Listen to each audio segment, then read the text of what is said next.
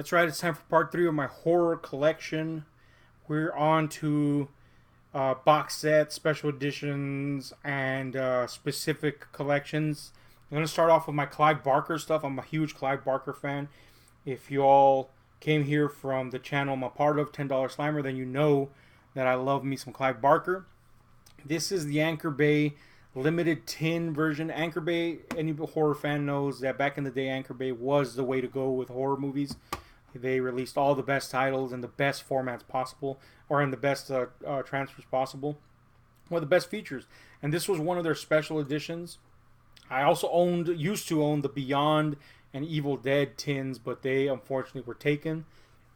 But I got to keep my Hellraiser one. So inside we have a booklet, of course, some lobby card style inserts that actually have the chapters to the movies, and the movies inside are part 1 and 2 on DVD.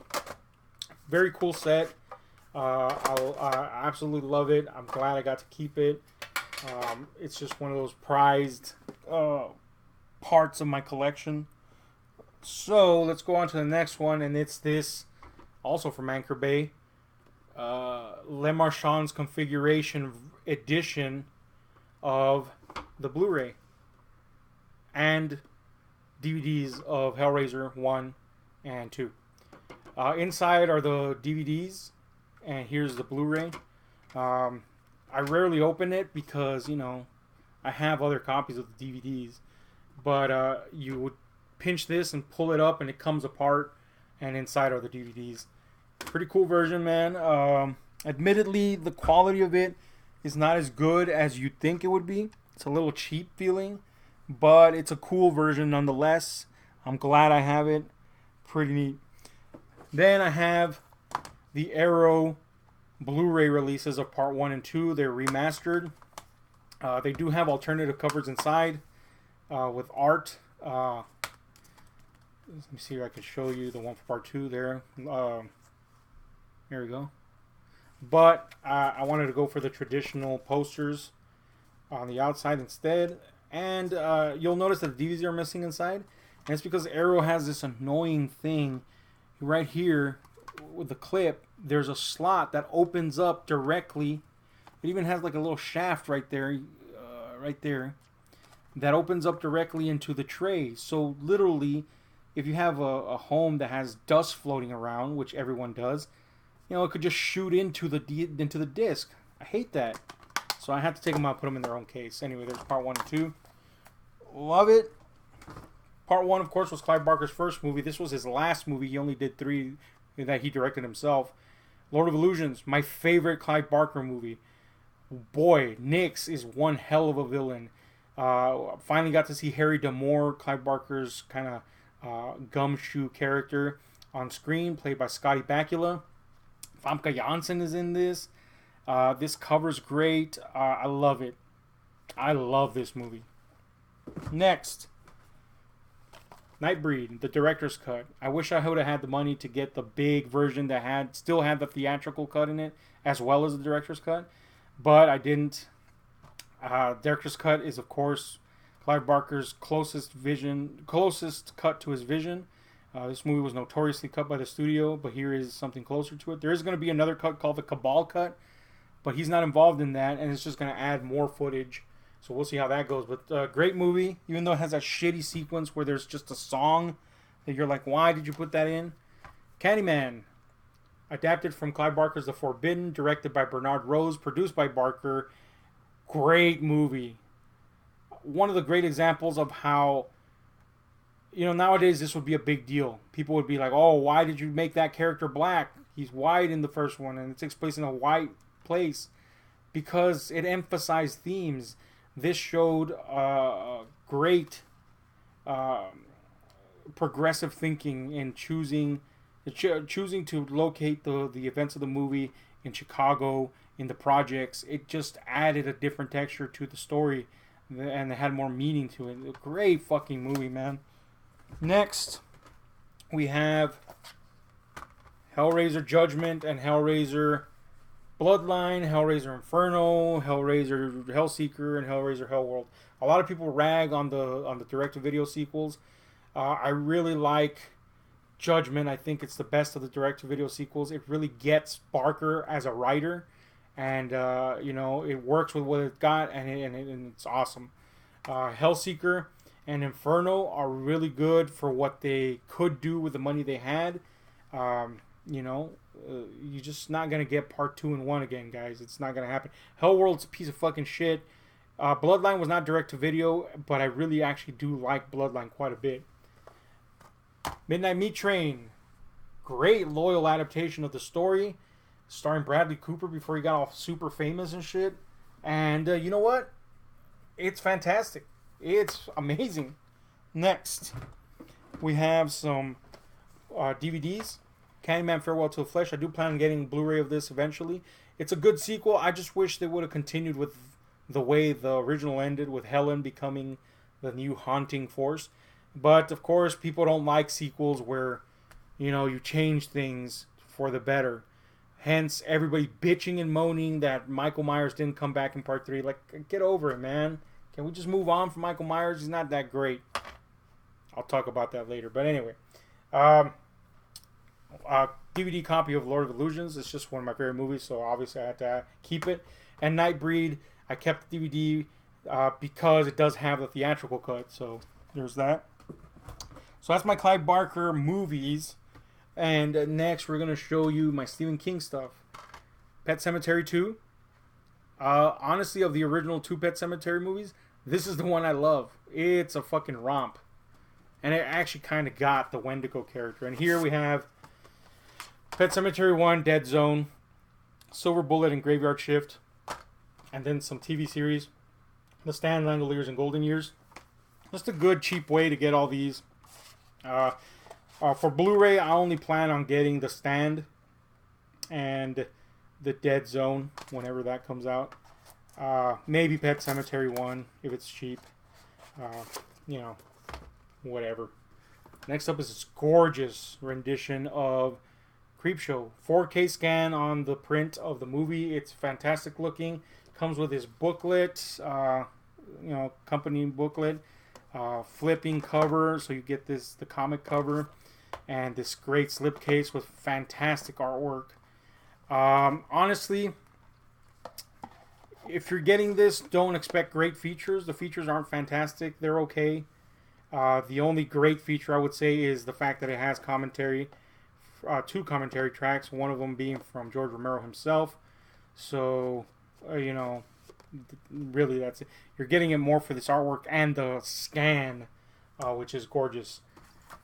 Carrie from Brian De Palma, based on the original on Stephen King's first book. One of the great adaptations.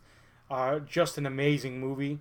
I can't say that the 13 I think version with Chloe Grace Moretz was great. Great casting choice, Chloe Grace and Julianne Moore as her mom. But the movie itself lacks. There's something about it that feels, a little direct to video or maybe like TV movie. A great director would have done better with the script, which the script is fine. But I do have to have it because the first part of it is a little bit more loyal to the book than the original one. Cat's Eye is an anthology. I haven't seen it in a long time, but I did like it back then. I'm wondering if that's still the case. Christine, an adaptation of the book from John Carpenter. So he had to call it John Carpenter's Christine.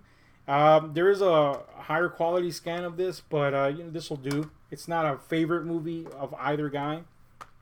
The Green Mile, one of the greats, man, from Frank Darabont, one of the people that really gets King. Stephen King's It, the miniseries. If you grew up around the time this came out, this is a fucking classic, and it remains one for various reasons, despite its flaws. The 2017 version of It, this is Chapter 1. Do plan on getting Chapter 2. Really like this version. Chapter 2 I liked a little bit less, but, it's still a strong follow-up. More of a spiritual adaptation than a direct one, but I liked it. Misery. Love this movie. There is a Scream Factory version that I may get, but really, Misery is one of those movies that I just kind of like as a movie. I'm not really interested in the background. I just see it as a piece of cinema. This is a 2-pack, I think, 1 disc, which sucks.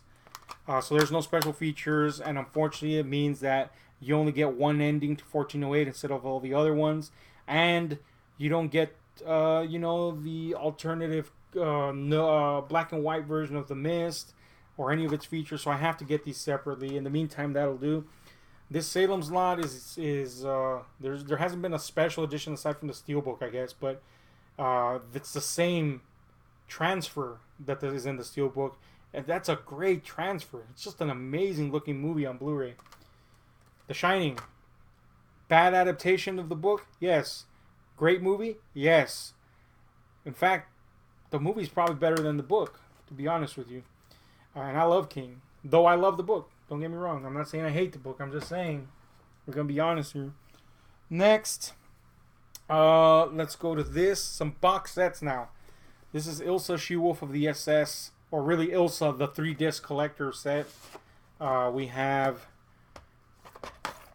Ilsa, She-Wolf of the SS, Ilsa, Harem Keeper of the Oil Sheiks, and Ilsa, the Wicked Warden. There is a fourth one called Tigress of Siberia, which is an unofficial Ilsa movie.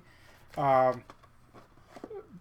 that's not part of the set, obviously. My favorite one is part 2. These are controversial movies because of the subject matter that they take on. It's exploitation movies, though.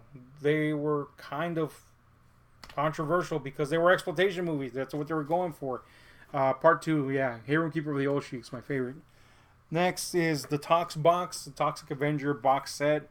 It originally had part 1, 2, and 3. There's 1, 2, and 3. And the fourth disc was the Toxic Crusaders cartoon series movie, which went great. So I took that out and replaced it with Citizen Toxic Avenger 4, which is great. Part 1 and 2, great fucking trash exploitation filmmaking. Part 2 and 3, not so good. But I love me some Trauma, and I had to add those. Next up is a box set that I fucking absolutely love. Phantasm Collection, parts 1 through 5 on Blu-ray. This is my favorite horror series. I grew up with these characters. They're like family to me. I cried at the end of part 5. I love these guys, man. Love them. Next. Yeah, I had Quarantine, but that doesn't mean I didn't have Rec. The Rec Collection. They should have called it the Rec Collection, really. 1, 2, 3, and 4. Spanish horror movies in the found footage vein. Fantastic, from Paco Plaza and Jaime Balaguero. An amazing box set with some amazing flicks. Next, let me get this okay there. Salo or Salo and the 120 Days of Sodom. Not strictly speaking a horror movie, but this is an art movie bordering on exploitation, and the events within are horrifying. It's basically a study about the corruption of power set in Nazi-occupied Italy, and fucking shit, it is atrocious what happens to these people. This is a Criterion version. I do plan on upgrading to the Blu-ray. Ditto with this. Not really a horror movie, but there's definitely a horrifying psychological aspect to it. Naked Lunch, Cronenberg adaptation of the Burroughs book. Do plan on upgrading. Terra Firma, another Trauma movie from the guys that brought you Toxic Avenger. Honestly, I think this is their masterpiece. It's hilarious. It's off the wall. It's crazy. Reanimator on DVD. This is the Elite Millennium version. I do plan on upgrading to the Arrow version, but I will keep this. Awesome, man. Sword Gordon. Very funny movie. Dawn of the Dead. George Romero. DVD. Super mega special edition with all the cuts of the movie inside. I hope for a Blu-ray release of this soon because I love Dawn of the Dead, but this is a great version. And the Omen collection on Blu-ray. There is one from Scream Factory coming out, but honestly, I only really love the original Omen, the first one. The sequels are, hit or miss. And the remake, I actually kind of like that a lot too, but it's basically just the first one. So I'm not all too... I can live with this one as my Omen collection. So there's that. And next we'll do these Lucy's here. This is a burned copy of Road Games starring Jamie Lee Curtis. Decent movie. This is part of the Coffin Joe trilogy.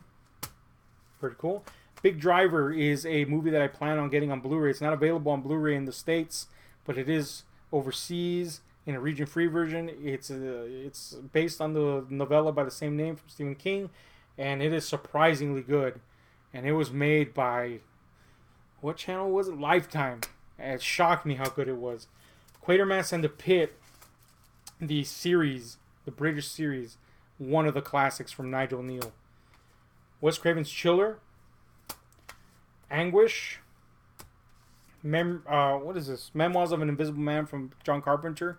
Not his greatest movie. That's there for some reason. Robin Hood. The Hitcher. I hope they release a Blu-ray of this soon. This is the original 86 version, by the way. The Skeleton Key. Kate Hudson starring, kind of traditional voodoo movie. Here we have Preacher season 1. Not strictly horror, but it has tons of horror elements in it. And this is the wildest television series ever, based on one of my favorite comic series ever. Awesome. Ash vs. Evil Dead, the series following Ash. God, this was a fucking fan service series if I've ever seen one. Love it. And they made you know that they loved you by making that. And then I have True Blood. 1, 2, 3, 4, 5, and 6. I still need season 7, unfortunately. But yeah, I like True Blood, so get over it. And let's finish this off. Let's polish this turd fest off with a bunch of DVD movies that I still have. These are not going to be in any specific order. Here's an neo-exploitation movie called Blitzkrieg: Escape from Stalag 69. Presumably not exploitation. Honestly, I don't know if this is going to be good. I mean, good when it comes to exploitation movies is subjective. The shittier, the better sometimes. It doesn't look good. You know what I'm saying? This is another exploitation movie, Black Devil Doll, and it's a remake. Not a remake, but it takes a character that was previously used in another movie. And this was made by the guy that runs RottenCotton.com. Funded it on his own and made it. It's garbage, but that's what it was supposed to be. Offensive, horrible garbage. Love Me Deadly is a movie I bought back in the day and I never saw. I don't know if it's good. Gutterballs. Again, another exploitation shitfest. Violent as hell. Over the top as hell. Crazy. It has, it's very funny. And it takes on the slasher genre of the 80s. It looks like an 80s movie even though it wasn't shot in the 80s. It was shot in the 2000s. I really like this movie. It's if you're into weird, shitty genre shit, this is a movie you gotta see. Next up, Diary of the Dead. I do plan on upgrading on that eventually. Admittedly, not the greatest of Romero's zombie movies, but still okay. Prince of Darkness from John Carpenter. My favorite Carpenter flick. Very underappreciated, very Nigel Neal oriented. And I do plan on getting that Blu-ray. I want to get the Steelbook. So I'm holding out for that. Love this movie. Next up is The Woods from Lucky McKee. Very cool movie. I do plan on upgrading that too. In the meantime, here's on Blu-ray. Next, Chucky Collection. This has parts 2 through 4. I'm sorry, 2 through 5. Right? 2, 3, 4. Yeah. So until I get the Blu-rays, this will be my substitutes for all those movies, which I do plan on getting, except for maybe part 3. Exorcist: The Beginning. I know this is a hated film by many, but I didn't hate it.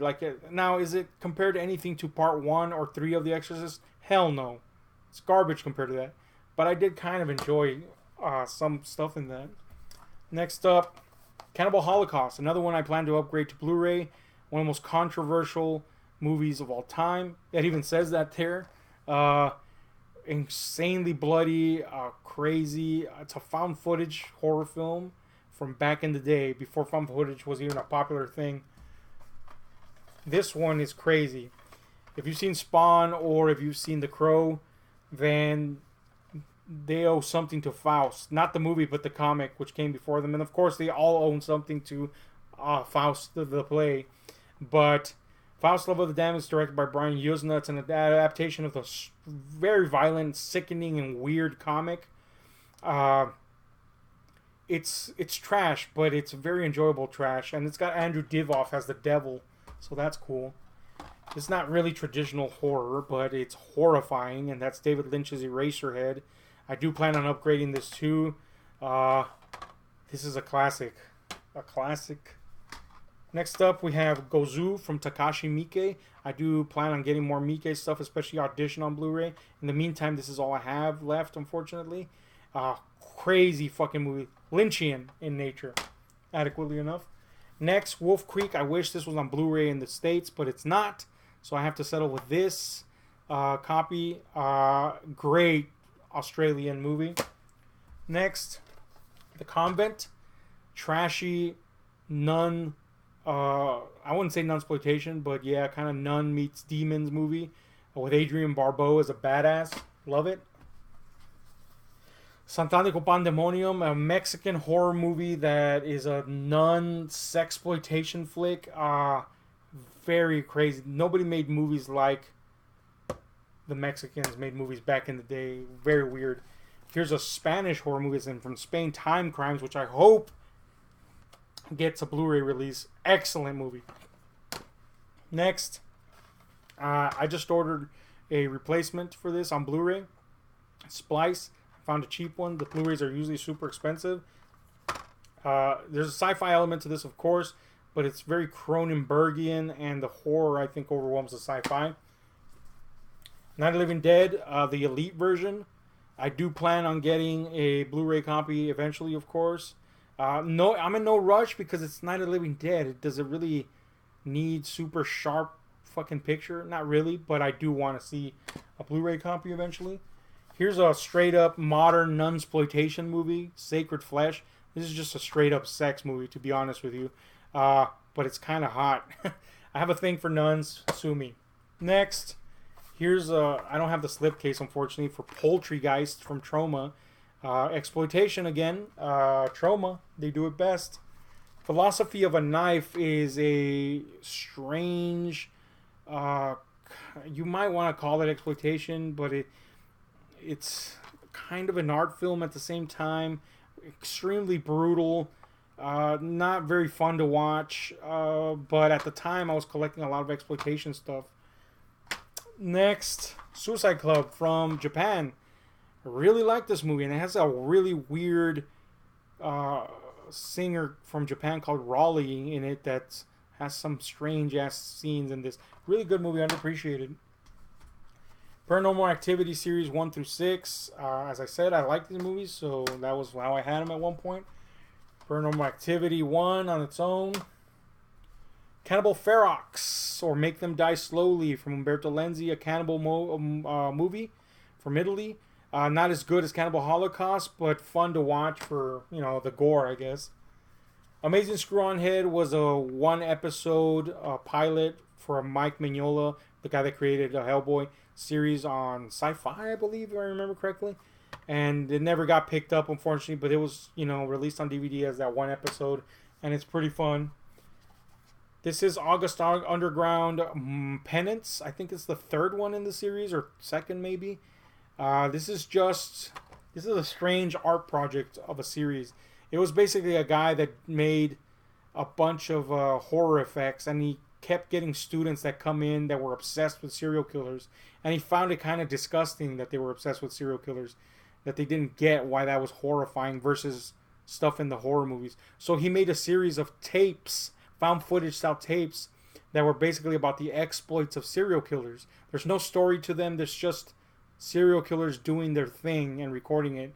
And then he kind of distributed the tapes as if they were actually being found by people, and they became their own thing. Is it a fun watch? No. It's a one-time and done type of thing for me, but whatever. Aftermath and Genesis were the short gore projects from a director whose name I cannot remember. They were released by Ernest Films, and I snatched a copy. Pretty hard to find nowadays. Necromantic 1 and 2 are these grotesque German films from what's this guy's name, man? I forget his fucking name. Borgerite or some shit. Yeah, Budgereit. Jörg Budgereit. They're grotesque, somewhat tongue-in-cheek takes on necrophilia. Honestly, not good movies. Thriller: A Cruel Picture is one of the inspirations behind Kill Bill, and it's a really weird revenge movie. Has like actual porno in it, like penetration porno in it, extreme violence. They Call Her One Eye was the other name of this. So if you saw Kill Bill, you know the meaning of that. This is Dylan Dog. Again, not strictly horror, but very horror rooted. There's another movie called Cemetery Man, which follows the same character, and I really want that one because it's fucking an amazing movie. Alucarda is a Mexican horror movie, and again, holy shit, this is a weird movie. Mexican horror from back in the day, crazy shit. 13 Game of Death was a cheapo I found back in the day. This is a crazy Asian movie. It's wild, man. It's kind of funny at times too, despite how strange it is. Darkness Falls is a movie that I kind of actually really liked. Excuse me. Excuse me, I'm sorry about that. And next up we have Friday the 13th Part 6, Jason Lives, which was honestly the first time I liked a Jason movie. I don't really enjoy Jason movies. Friday the 13th 1 through 4, I have nothing against them. I'll watch them and I'll enjoy them, but they're kind of dull. There's no creativity behind them for me, personally. If you like them, that's fine. I'm not hating. Part 5 is just a disaster.